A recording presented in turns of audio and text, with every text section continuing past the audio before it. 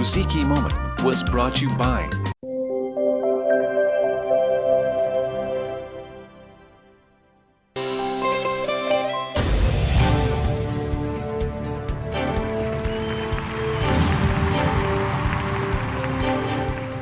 Criteria is a plural noun in English. What is the singular?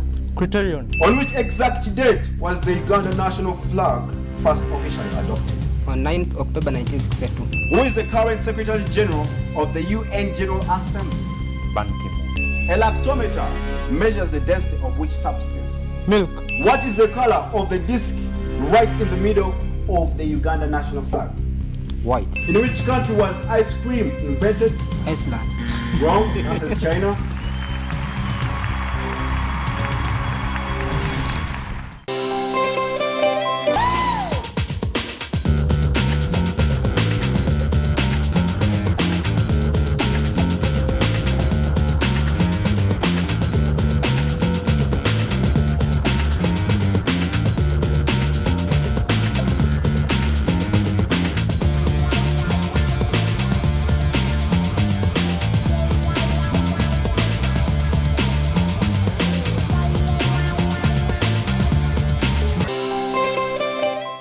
WBS TV is pleased to inform our esteemed viewers that we have completed our signal upgrade. You are therefore encouraged to reset your TV and benefit from the high definition quality signal. Keep watching WBS television. Eno police mu Uganda esavinga regime eyitibwa NRM. Kitufu ki? Teori kitufu mu byo. Kayihura kugamba ali wakayihura bali babiri. Wali kayihura we NRM ne IGP. Berabanga abafuzi baffe. Onfuga gwa. Baba minister babeeranga ba house girl ne ba house boy. Bajitunda dola 2 ne mutabani wange zayina. Bwonosera bwoti ngwakujja kutuga. Tumalaga zayinamu. Okalagana ne Museveni. Obeera mukomere banga lyonna. Mwami Mbabazi lwa mutuze. Abagala y'okuzanya bagenda walala.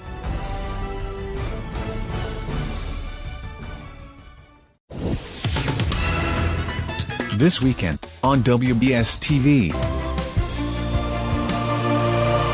Obadde okimanyi tibweka kutanda n'omala olwalira mu ddwaliro okufuna medical report okuva mu ddwaliro osiitaana. Kati oli Paulo najja nangamba omanyite tojja kufuna medical report nga toyina sente. Oluma n'ogwengulu Genda oleete $1,330,000 yateekako n'omutwalo nze nkuwe medical report.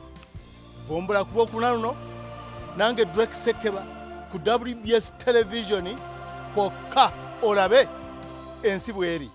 Buli ajja alingizanga mwendi tayingira. Buli ajja alingiza mwendi tayingira.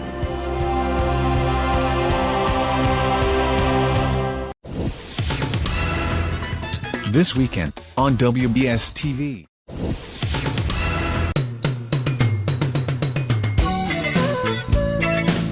I think my shoe department is a lot more exciting than my love life. Bulibabutia. Hey, heaven, you joke with heaven. You only live once.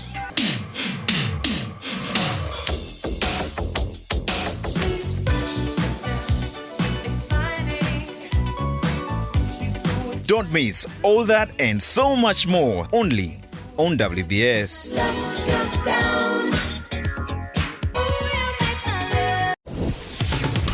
Yes, we are doing it once again, and this time round it is reloaded. Our pockets hot, big bass and it's knocking. What they call Turn It Up Reloaded every Friday from 11 to 12 a.m. Sounding this for now. Turn It Up Reloaded. This time we are going to be having 5 brand new tracks you've not watched around Africa. 5 tracks, of course, trending around Africa. Entertainment from the professional view part of it, where entertainment writers will come up and we'll be having a discussion showing how the celebrities spend their money, their houses, their cars, you know, the fashion and everything that can compile it all.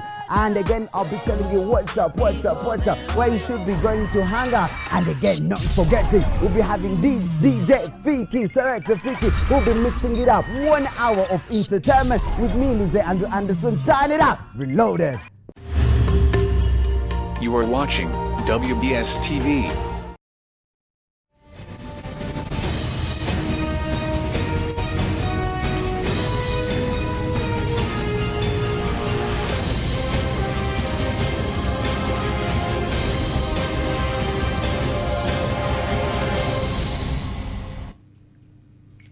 Good evening.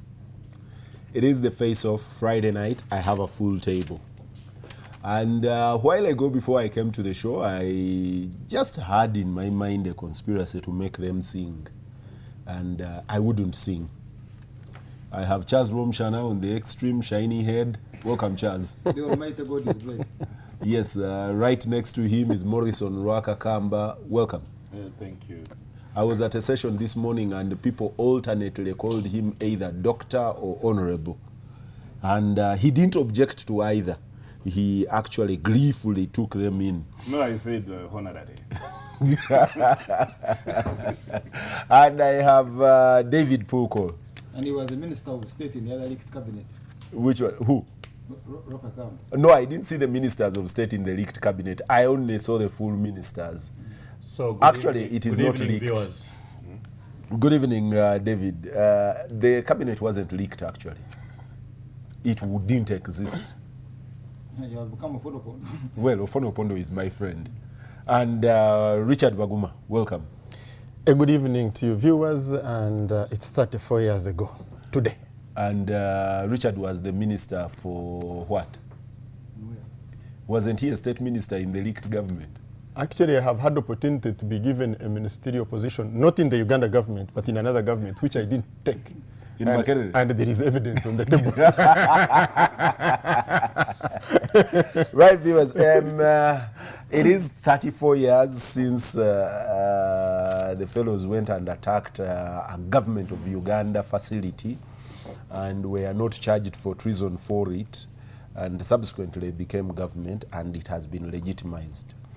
I have had arguments over and over again, and every time that I am told that 20 how many men attacked Kabamba, there is a 20-something men, and they say that they are the ones that started, I always ask, what had happened to the whole army that had been in Fronasa and that had been kept being recruited during the UNLA days of liberation? Where had they gone? But of course, these war stories are the same stories that we've read. We've read of Shaka Zulu. He had a tail. He was a giant of a man. We've read of Napoleon. He was born away from his country, and he came and attacked. They're always valiant stories of giants of men. And I'm not going into those. But I'm touching a component that those men are doing. The men gathered in Moroto today have also taken it upon themselves to look at agriculture in this country and say, wait a minute. We think that over the years, 29? Only. You must add only. Agriculture in this country is going to the dogs, or are the dogs coming to agriculture? Our production is going down, according to the stats that have been availed, while we are able to cater for our food market. Is it called Mwene Mushanga, or formerly at NADS, says that actually our biggest problem is distribution. That you will have food in Ntungamo, and then you will have people in Soroti dying of hunger at a particular time. But all those things, NADS, as a component of the Plan for Modernization of Agriculture and a subcomponent of the Poverty Eradication Action Plan, a very detailed, sometimes mouthful concept, was supposed to roll out advisory services and other technical services and roll out. We loaded it with a lot more, and the questions have come. NADS failed. And at political rallies, mark that, at political rallies, His Excellency the President would call out and say, in this whole area among you who benefited from NADS, and the chorus would always come, not me, no one. And the president said NADS was really shabby, they were doing a pathetic job. He has disbanded it, I think, about 3 times, and hasn't quite disbanded it, because today I learned that it actually still exists and it hasn't been disbanded. I'll start with Morrison. Morrison trades in agriculture, or writes about it. One of those or thereabouts. He's been secretary of the Uganda Farmers Union. Is it Uganda Farmers Union? No, I was not a party, really. But I worked at the Uganda National Farmers Federation as a research chief. Yes, I love the chief. And he's been engaged at that level, and I see him passionate several times about agriculture.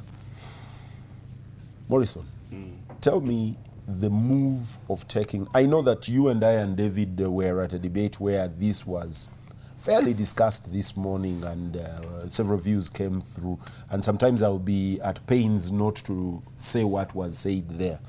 But tell me, the entry of the army into agriculture, what happens to NADS and the whole motif that built the concept of NADS, and with a back view at PMA?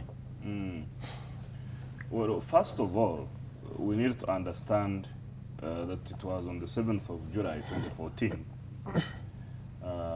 Cabinet under a minute number 186 approved the deployment of the UPDF to backstop or to support NADS operations. Wasn't that in retrospect? Not in retrospect. They were already deployed there. The president had deployed there. No, not at all. They were not yet I had deployed. been at Kapeka, where the president had rolled out Jerusalem Saleh, and Jerusalem Saleh was already working with farmers on, was it maize and stuff? No, like but I mean, remember General Saleh is a presidential advisor on defense-related issues, and like I mentioned today morning, you see, food security is the first line of national security. If we are to have a comprehensive peace and security, then food security is really the first line. And any nation state without food is actually a very insecure country, is at a state of collapse. And I think today morning we heard that for countries like Russia, they even moved to have what you call food vaults. They don't have silos. They have food vaults, cereal vaults that can take that country for 10 years. And like we mentioned also, is that in Kenya, if food prices, for instance, the prices of ugali moved by just 5 percentage points, you would actually have, sorry about this. We would have, if it happened in Kenya, we would have a crisis. Would have people on the streets. So the move to have UPDF, first of all, involved in agriculture was because of the frailty. And I want to agree with you, was because of frailty of extension services in the country, was because since NADS Act in 2001, factor productivity for agriculture was at 7.9%, and it declined, to 1.3%. And when the president was moving around, farmers were complaining, that services were not reaching them. But what the country needs to know is that UPDF is not going to be doing agronomy and doing animal husbandry or pursuing that kind of technical advisory. The cardinal role of the UPDF is going to be, first of all, logistics, to make sure that farm inputs are moved from research stations or where they are produced to reach the farmers cost effectively. But also too is that the UPDF will be involved in monitoring the performance of NADS. That even if we had a single spine system, so these are technocrats in the Ministry of Agriculture, if they are deployed in Chisoro to make sure that they can give advice to farmers, one of the key roles of UPDF officers who are deployed at sub-county would be to be like, the eyes to make sure that these extension workers, are not only taking time in Premier League and peri-urban life, but they are actually reaching farmers and giving them advice. So it's really not going to be, advisory in terms of science. And this is why, even for us at the Agency for Transformation, said that if the UPDF is to backstop real advisory, real science, then they may need something like 15 years to be retooled in that. Morrison, let me ask. Yeah. Is the UPDF coming in because of an institutional failure at Ministry of Agriculture, Animal Industry, and blah, blah, blah? The name is long, MAIF, or is it coming in for a failure at institutional level at NADS? Which of the two, or both? I really think it's both, because if you look at the agricultural policy in this country, I think it has been a broken brick where you have so many institutions that have had competing mandates. They are coming in. So there has been a problem really of governance in agricultural sector. Okay. I don't want to say that the silver bullet is really going to be UPDF, but UPDF is coming in when there is a crisis to make sure I need to understand this before I bring in the others. If they are coming in because of institutional failure at both the ministry and at NADS as an implementing agency, what magic does the green uniform bring to the sector? That the whole conception and the ministry... Now there is a national agriculture policy, which was never there before. And I think to get out of the crisis, to make sure that farmers have the inputs they need, soldiers, I think using their method of command and control, are able, because there was a pilot in Nakaseka and all those places, they used less money to make sure that they supply the inputs. And one of the reasons that the president gave was that after realizing that around 60% of the entire NADS budget was being spent on recurrent expenditure at the headquarters, and less than 40% was reaching the farmer. You see, Morrison, before I ask David to come in, I think that also has totally been misconstrued. Why? You need to understand what advisory and technical services are. Those are not cuttings of muogo and seedlings of beans. I have clearly mentioned that. And there is no way that you would expect that inputs would be more than the technical services at this point. No, absolutely not. Because you see the single spine system, which is the technocratic extension system, and the people recruited by MAIF. Okay, these are veterinary doctors, these are agronomists who will be teaching farmers, how to identify diseases, how to treat diseases, how to, treat animals, how to, do breeding. We were there and we failed and then went to that. Did you see? So that's no, because you see, when that single spine system was there, agriculture, that's the point I made, agriculture growth factor productivity was at 7.9%. With NADS, it reduced 1.3. So meaning that that system before was performing at a much higher level than what we saw with NADS. I'll hold you there. And the problem was that NADS was purely demand-driven, private sector-led, and not government-driven. David? Indeed, private sector-led, and it's laughable. It's laughable because let's lift this debate globally. When you look at the entire world, as we speak today, because food security is an issue in the world, and so it is in our own homes. So when you look at globally, you look at 60% of the entire arable land in the whole world is in Africa, cultivable land. Now, which means then Africa holds the future of the world.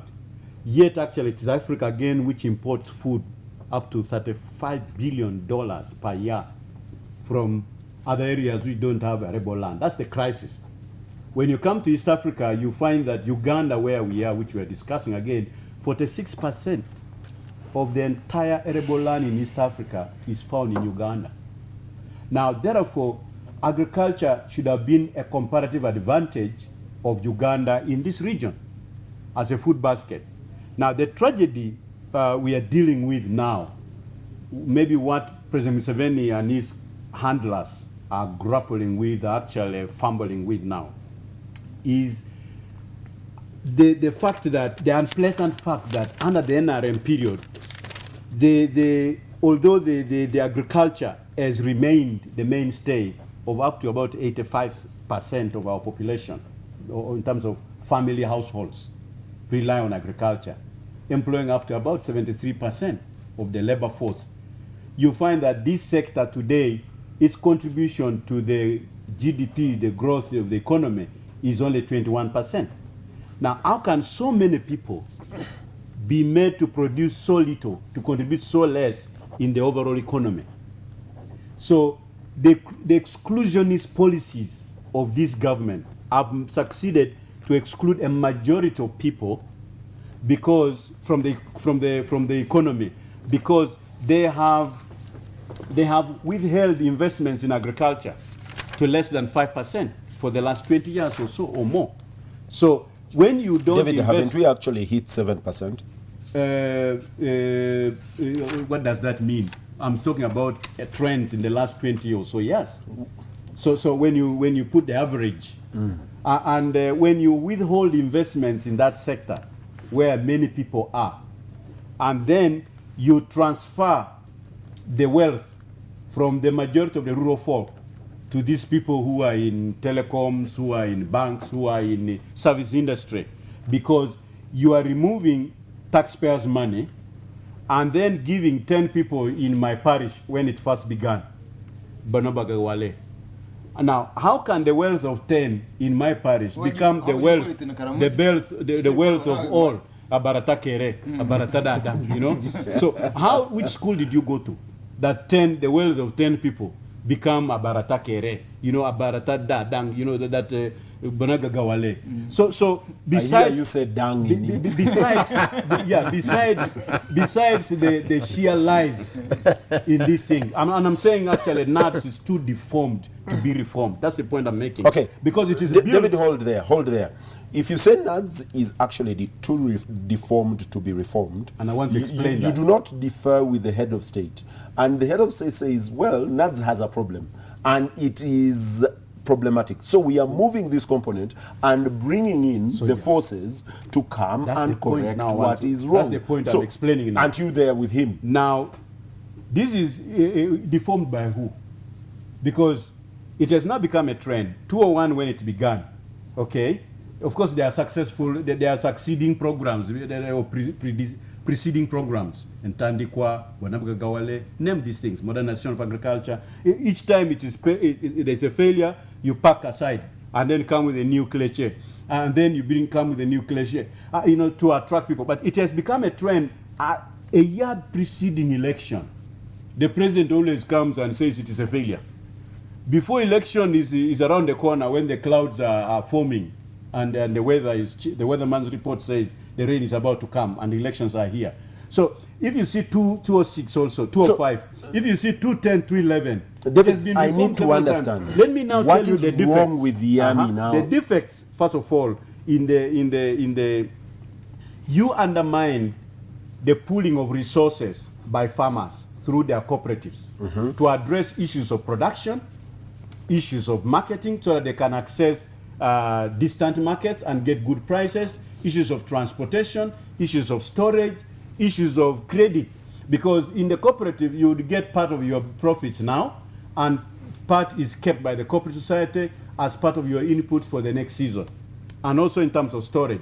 Now, when you come and dismantle that, including dismantling cooperative bank, you have actually taken most of the rural economy, family economies with you. And now, then you have exposed our farmers to scrupulous middlemen.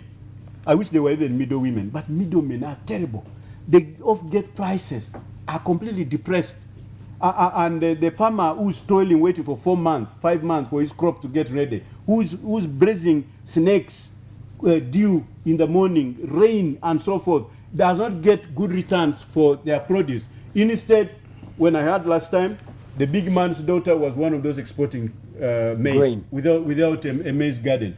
Now, well, this you is don't exactly, have to have a maize garden to export. I don't know which big man. But the point I'm making here is that even a store is rehabilitated for her in Nakawa, okay? And transportation under... The one you're talking about, I know. Under intervention, strategic intervention, even the... You see, David, I've never differed with that. For me, I only differ with the fact that we have failed to sustain it.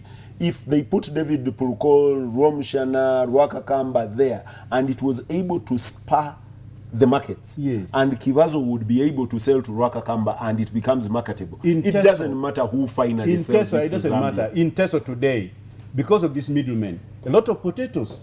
Now, middlemen come and say to take my potatoes to Nakawa I'll hold you, on David. credit. And then afterwards they say Abosata Kere, that they all got rotten.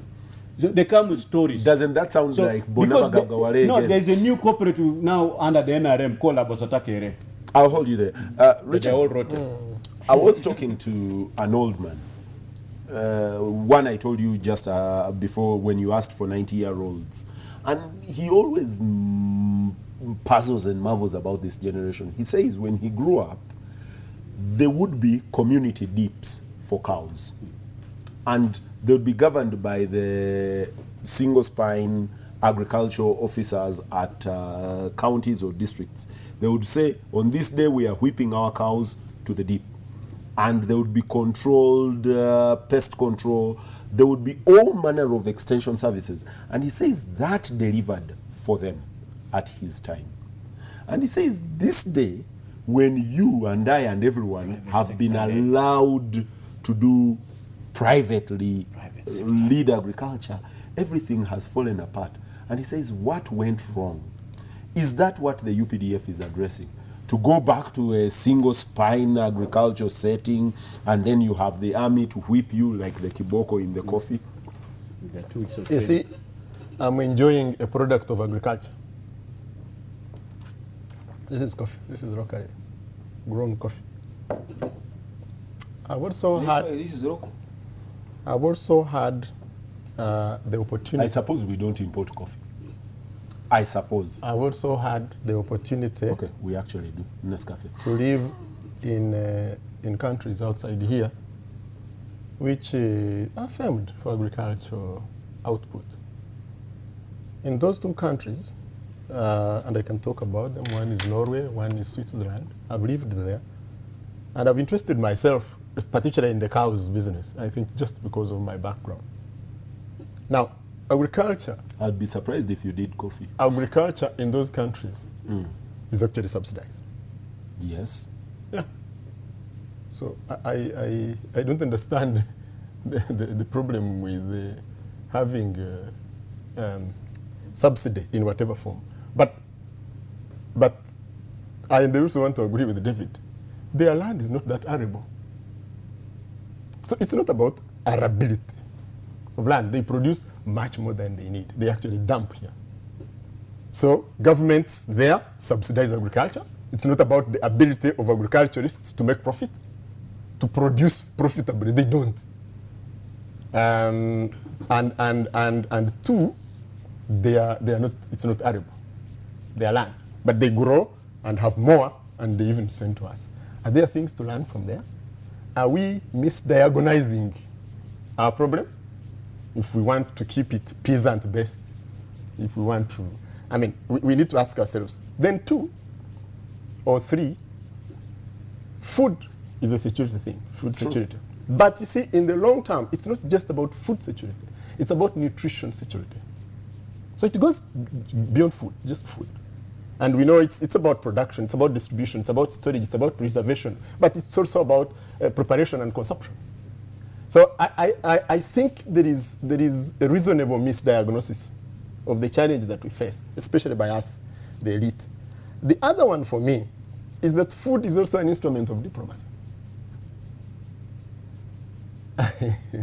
So you see, the peasant approach, the peasant diagnosis of the problem. Somebody talked about militarizing agriculture because of the UPDF came on, and a lot of them are retired officers. And I started thinking, the most frequent panelists on Chibazo's show, this show, are former intelligence officers. So would I be fair to say, current, I don't know whether they are still current anyway. Would I be fair to say that you have intelligencized the show? Okay, I hadn't thought about that. Yeah, but you see that's why I keep saying that we need to think a little above the pedestrian arguments that we land around every day. And so I think agricultural management is way beyond these pedestrian aspects that we pick, but that are nice. You see, Richard, nice to talk about. Hold on here, Richard.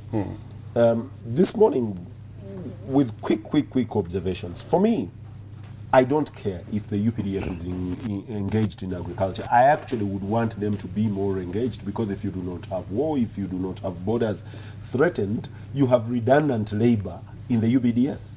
I would like them to engage, like the prisons engage. But the question of agricultural policy, the question of institutional direction should be clearly mandated, and we have a focus. Strategic direction. What is our strategic direction as a country in agriculture? The interventions by the UPDF may be quick fixes, But is that the strategic direction we want to go? That agriculture should be handled by the Ministry of Defense. Therefore, close my if, move it and let it be a function of the Ministry of Defense and hold it as part of your strand that this is how we will do it. Because this is not about farming. This is not about UPDF having a garden of beans, a garden of maize. Like prison farm. Yes. No, it's the bigger picture.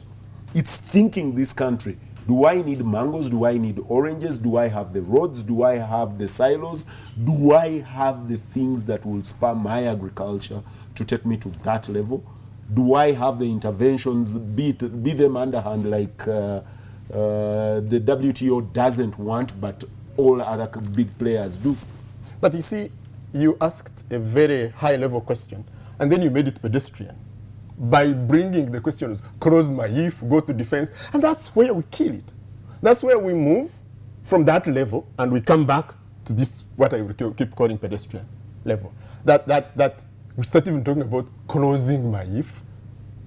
Should even that be an issue? If strategically we've decided that involvement, that a tactical involvement of one sector of society means the ministry should be closed elsewhere. Richard, I think it has happened in Japan. Japan, after the First World War, decided that all companies that were manufacturing arms would be moved and they manufacture cars. They were properties of the defense in Japan, Mitsubishi. Toyota subsequently came off the hands of Mitsubishi. But Mitsubishi, the largest of them, decided to go into manufacturing of vehicles, and they were supported. The defense was doing that. And they gave themselves years. They said after 50 years, we'll win these off and sell them to the likes of you and I. Yeah, but does that take away the mandate from the ministries? You see, that's the, for me, that's the misdiagnosis. And oftentimes it is dishonest. Because many of the times we know the truth. Yes, but briefly, I need to take a break. Yeah, but oftentimes for our short-term or emotional reasons, we take a tangential misdiagnosis of the problem. And that will not, the UPDF will be involved, the police will be involved, and we shall still debate. And that is where the challenge for me comes from. That you do not see an honest but also objective analysis or diagnosis of what the problem could be. Viewers, I'll take a break. When I return from the break, I'll hear from Charles Womshana. And there are things at the table that keep coming in. This morning, someone was talking about 8 million tons of maize seeds distributed. And quickly for me, it didn't mean 8 million tons of seeds distributed. It said, okay, 8 million tons of maize seeds distributed. What is the resultant effect? How many million tons of corn produced? Where did you store it? Where did you procure the seeds? Where did you sell it? What was the impact on the market? What was the impact on our forex finally? Because we couldn't consume that product if it was there. Don't go away.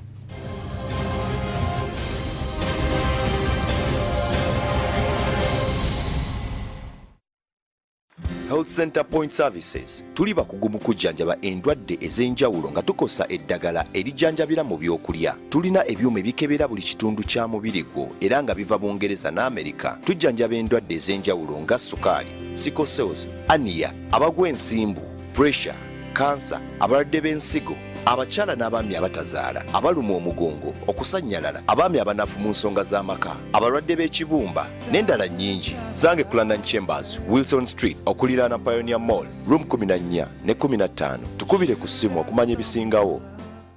Win a dinner for two this Valentine's from DSTV and GoTV. To celebrate your love, nera. Renew your DSTV family or access, or renew your GoTV Plus or GoTV monthly subscription from 5th to 13th Feb and stand a chance to enter a daily draw where 4 couples will win from 8th to 13th Feb. Renew your subscription through mobile money, easy money, payway, multi-choice partner banks and outlets.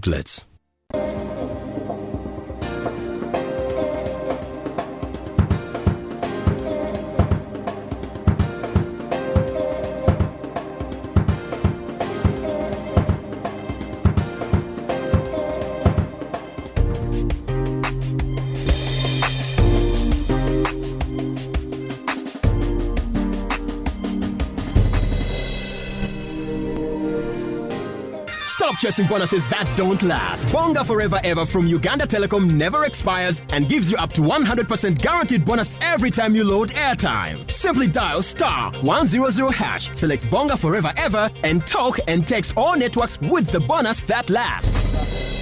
Get Bonga Forever Ever from Uganda Telecom. Uganda Telecom, Uganda's most affordable telecom service.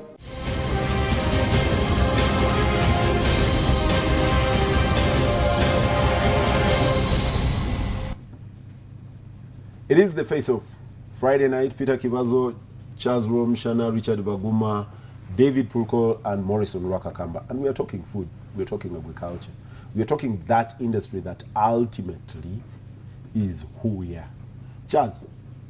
By the way, there were women too in Karamoja. You kept talking about men. The men in Karamoja. Yeah, there were women too. You see the army, when they salute you, they say jambo, sir. Whether you're a man or a woman, it is sir. And you shouldn't perpetuate that problem. What is the narrative of UPDF and its managers? That for them, wherever they are, it's wonders. Therefore, there is a failure in NADS and other institutions of government, civil service, and therefore UPDF intervenes. That's the reason. It's not that to distribute seeds, you need artillery, you need bombs, you need aircraft and anti-aircraft. No. It is that the other institutions failed, and therefore, since UPDF has been succeeding everywhere, let UPDF intervene. And I think this... And you don't object to no, that? I do. This narrative is defective. This narrative is defective because initially, this NRA, one, for it had two major elements, morale and discipline.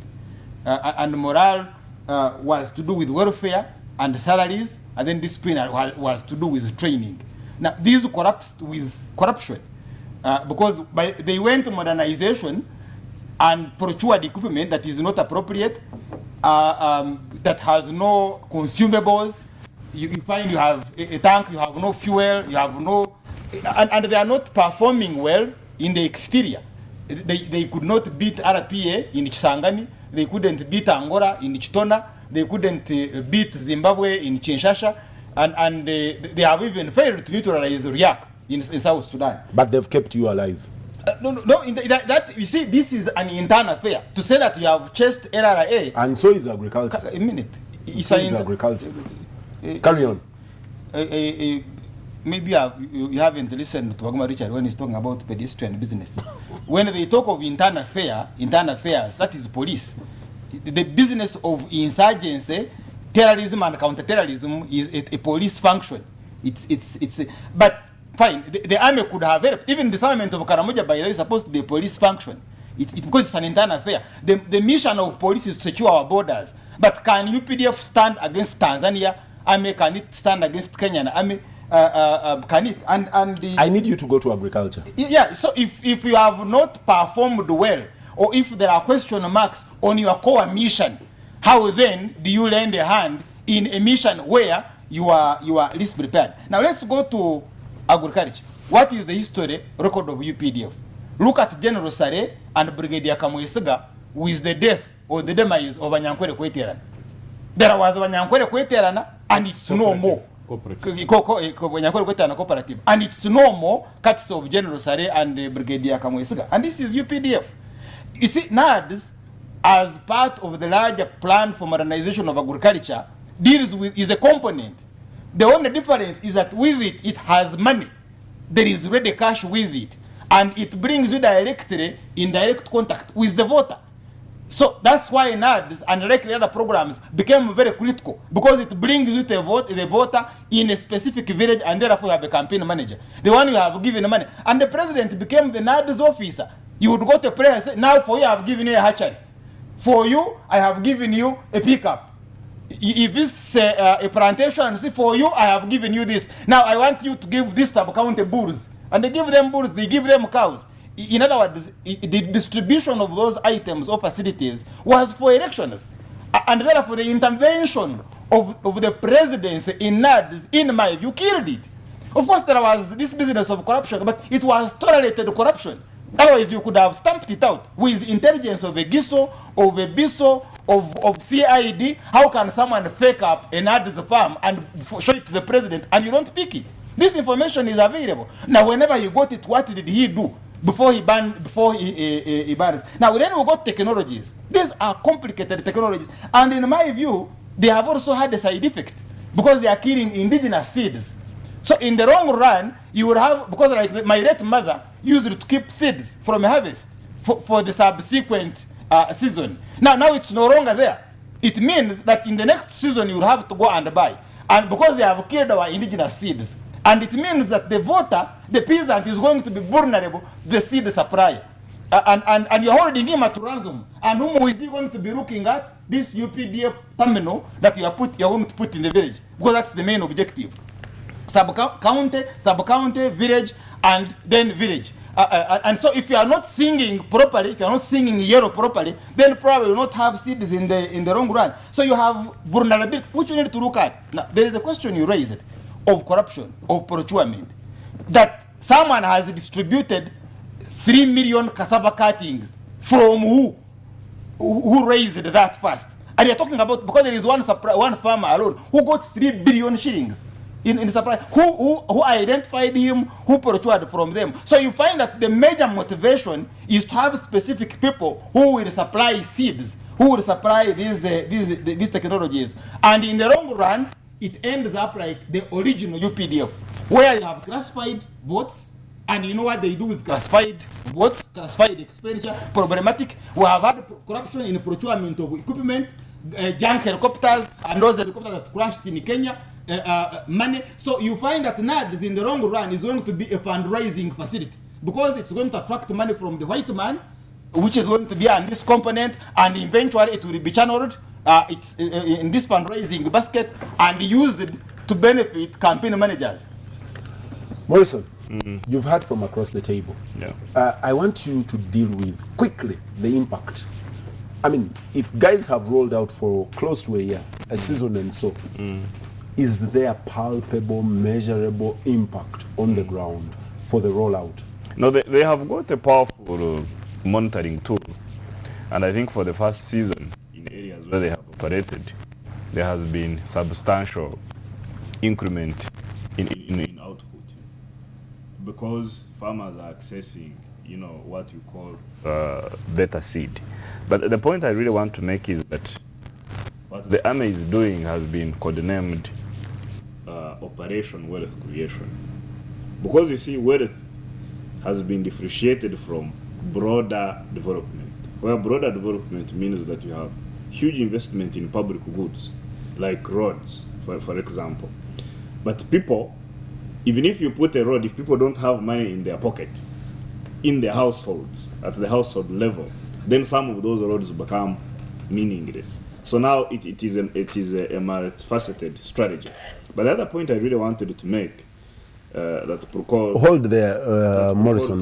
Just hold there.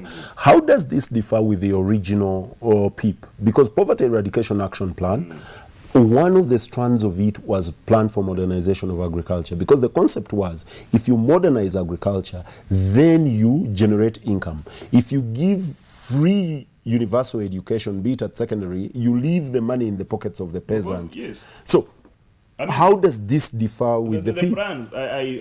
For me, really, I really still do believe that the best plan, again, remains the Plan for Modernization of Agriculture, which had all those pillars that you including have mentioned. NADS. Yes, but the fault lines were in how those pillars were delivered. And Charles is correct that it's only NADS, which is just mere advisory, that attracted financing. Things like environmental management, things like financial services and interest rates were never tackled.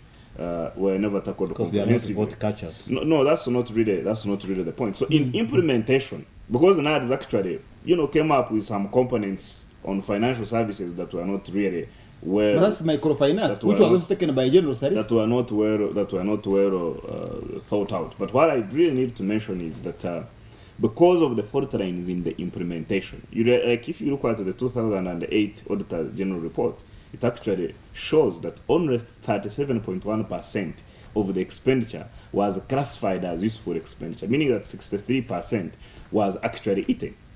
moving forward, you remember the late Emre Kabushenga's report that also, came up with very disturbing facts about failure for resources, for technologies, for inputs to reach the farmer. And this really, when the president was moving around, because you see the president is the CEO of the country, and he's concerned about real people. It's not just about voting, but he has what you could call a social contract with them to deliver, to make sure that they get out of poverty. So he's concerned, and he's always engaging on these issues. So the bigger issue going forward will be restructuring really the governance of agricultural sector and making sure that the roles of UPDF are clearly defined, the roles of farmer groups are clearly defined. Is the UPDF in for an intervention, a temporary intervention, or are they in this for a long haul? No. There is really going to be an exit because, like we mentioned, NADS remains and it is going to keep on working. But largely the extension system of the country is going to remain the single spine extension. David, very briefly. I've done military sun models before a military unit goes to an operation with the intelligence our systems had. So that when you use this intelligence to build an operation, you provide an entry point and exit point, and you manage the different components in such a way. Now, this is being called the orders of battle. This is you do like the order of battle. What are you coming against in terms of this enemy, and what capabilities does the enemy have? What capabilities do you have, and how do you unleash the various elements of power to neutralize that enemy? So when these people are codenaming this thing that wealth creation operation, and there's no exit strategy out of this, there's no time frame. And there's nothing military operation, even borrowing elements of military operation to import into this operation that I have seen. So what am I seeing? Always, whenever a president is about to go for campaign and elections, he does wealth creation stuff, poverty eradication thing, to do his first round of campaigns. So by the time other candidates come in, he's already way ahead. Now, this is exactly what Romshan is saying, that the president, by putting military men there, is creating vote handlers, so that voters are tied to these pegs of the military officers. They become voter handlers for him. And therefore, and if you don't sing properly, if you don't put on that yellow shirt, if you don't, so you lose out. So again, because if it was truly to help the farmer, then you would have recreated the multipurpose corporate society, which deal with transportation, production, input supplies, credit, and so forth. Then Thank you. I'll hold you there, David. Now you want Richard, UPDF boys to do this farming. Richard, yes. The things David is talking about are fundamentally the things that make agriculture. He's talking about storage, strategy, marketing, yes, transportation, preservation, inputs. Yes, I talked about and financing. And that is where are they? I'm saying David has described a strategy. Let's say that he knows these strategies. He was part of them. For vote winning, isn't that a strategy? But it might not be. It might not be a strategy that is as talked about. Maybe that is the strategy as he knows it, and probably he has a point. For me, I think I would like to end by trying to sanitize as I try to. That it's 34 years ago today. Congratulations to this mighty force. Let's not fail at least to congratulate a 34-year-old institution. Thank you. Let's do that. Chaz, thank you very much. Chaz, very briefly, because where is this big picture in the other things? Because I have no problem with the UPDF in agriculture. I want to see the whole sector roll. I don't want to see seeds and a few interventions here and there. I want to see the sector. You see, the problem with the current strategy of catching the vote is that it's mainly based on propaganda. It's not based on having a qualitative output that will attract the vote. That's what basically the problem is. Let me understand that. That you don't do the job and do it well to get the vote. In other words, but the quantities I have here that have been distributed. I'm talking about quality. Yes, you see, those who have benefited from NADS directly are campaign managers. And I don't find a big problem with that. But if you are talking about wealth creation, then you have a problem because you are creating a huge mass of people that will be critical. So you use the word, I'm going to chase away poverty. Charles, hold on there. Hold. I need to take you back to a bit of economics school. In the theory of wealth of nations, you do not have to make the whole of this table rich for this country to prosper. The trickle-down theory. You prop up Charles, go back to Adam Smith, prop up Charles, let him become very rich. The trickle-down theory will make him and him rich. Doesn't work. Yeah, but and it works. Because of the imperfectness of the market. You see, you need intervention. If you look at NADS, other than giving the knowledge, it also was giving a product, was giving an item. And this peasant who votes for 500 shillings would be glad to vote for a goat. But he wants to put it. Allow him. Mm-hmm. No, the interjection. Or the chicken. The quick interjection is that the bigger issue about extension is not actually inputs. It is the knowledge. It is the technical knowledge that goes to the farmer that's what is to supposed be leveraged, to be harnessed in order to create that's wealth. What is and there is a discussion of moving from actually free inputs to public corrective inputs. But we know like that the most effective advisory services have demonstration part of them. Opening community access roads, dams. Yes, the government of Uganda is selling the land. I am not sure that has been killed because you are saying that demonstrations must be done on public property. That's what you are saying. Like the prison farm or the police farm. If you are talking about qualitative intervention, then NADS would be giving knowledge. It would give knowledge. Which was its mandate.